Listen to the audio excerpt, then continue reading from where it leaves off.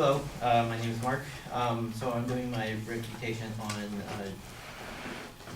gets my opponent that the gentrification is beneficial to the overall community.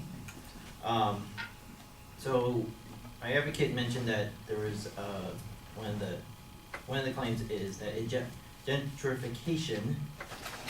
By the way, I just now remembered that I didn't know what that was. I never heard that term, but apparently it's when you upgrade a neighborhood to a more modern look.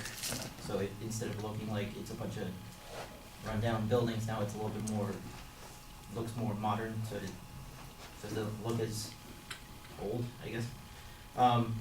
So one of my claims is that, one of the claims that my advocate mentioned is that it generates more property tax revenue and creates subsidized housing to help the poor continue in the area. Also it brings a diversity of income. So what I have to say to that is that if the property tax increases, the poor doesn't necessarily are able to catch up to it. Even though there is a thing called subsidized housing, but that's not always going to be. It's supposed to help them, but some of them are just going to leak through the cracks, and not all of them can be helped. Also, it doesn't necessarily bring a diversity of incomes. It just brings more rich people into the area, and of course that leaves the poor people behind. Another claim is that it leads to. Gentrification leads to better education and school involvement. Typically, when you think about it, that if rich people move into an area and then if they have kids or later have kids, that the funding will go into the school system, and everything will be a little better for the schools. Unfortunately. What's it called? An article in 2015 by a news site called The Atlantic said that gentrification typically does not affect the school system in a positive way. So the quotes,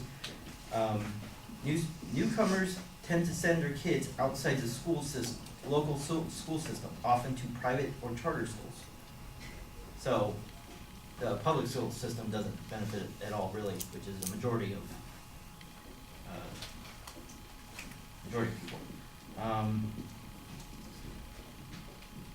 Let's see. Also, typically, when rich people typically have a higher education, but and you would think that rich people would get more involved with their children's education, but that's also not always necessarily true. In December 2015, New York Post posted, rich parents think kids don't need their help with school. And the survey was also done in that same article, mentioning wealthier and more educated parents are more likely to believe it's counterproductive to get overly involved in their child's education.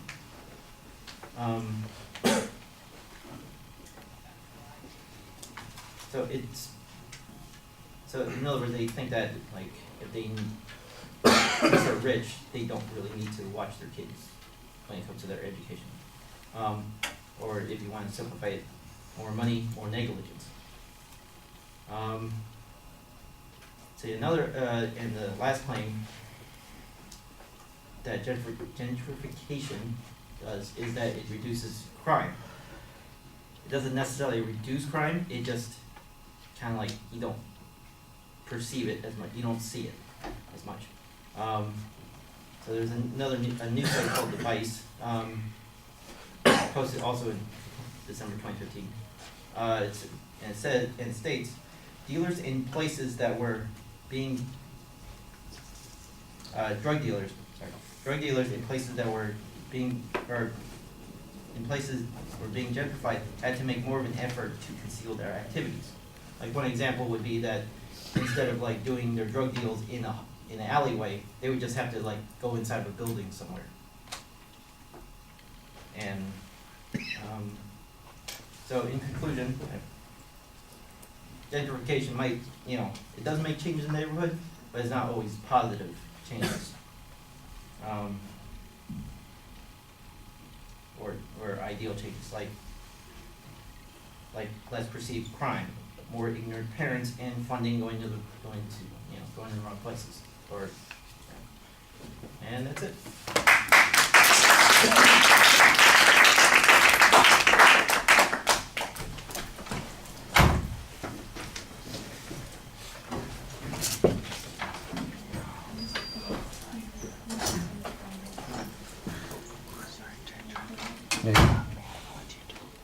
Sure.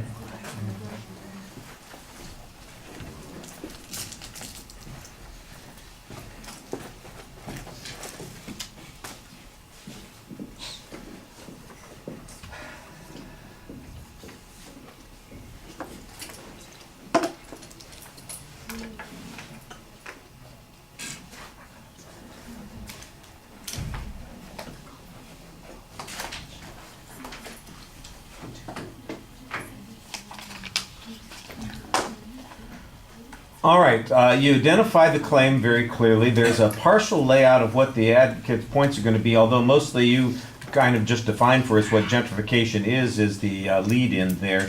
It appears that the advocate's arguments were about taxes, poor housing, or housing for the poor, and income diversity.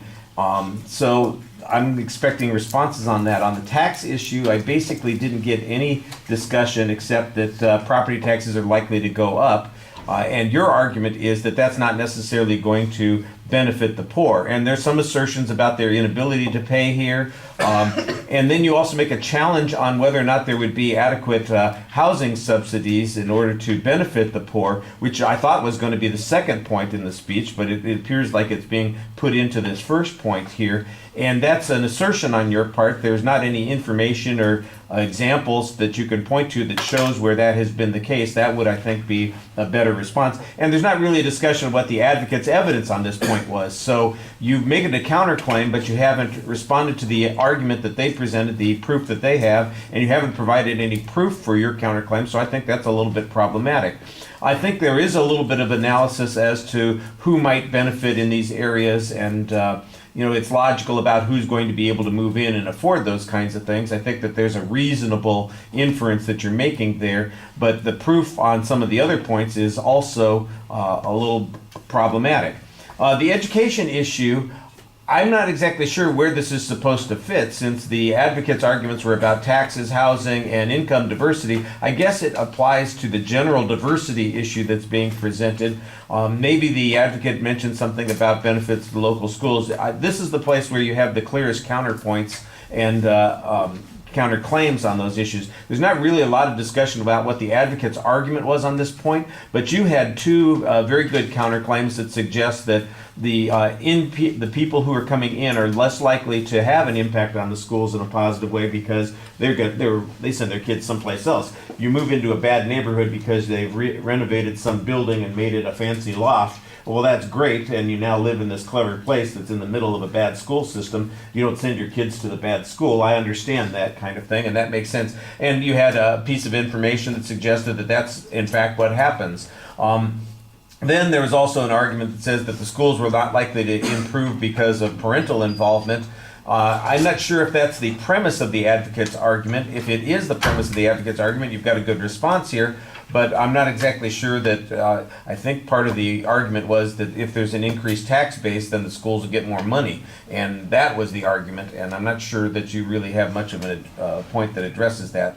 It's not clear how important the education issue was to the arguments that the advocate presented. And then on the crime reduction issue, again, this was not one of the points that you previewed. I assume crime reduction has something to do with income diversity. I'm not sure which category of the advocate's argument it fit into. You simply say that they hide the crime better. There's an interesting theory here that you present a piece of information that suggests is true, that drug dealers, for instance, have to do a better job at disguising what it is that they're doing. But I don't know that the advocate presented any evidence on decreased crime rates in places where there was gentrification. If they have done so, then your argument seems to be implying that the crime rates haven't changed, they've just hidden it better. That's a thin press on that argument. I mean, I like the idea of what you're talking about here, but I'm not sure that that would constitute a complete response to that argument. All right, thank you.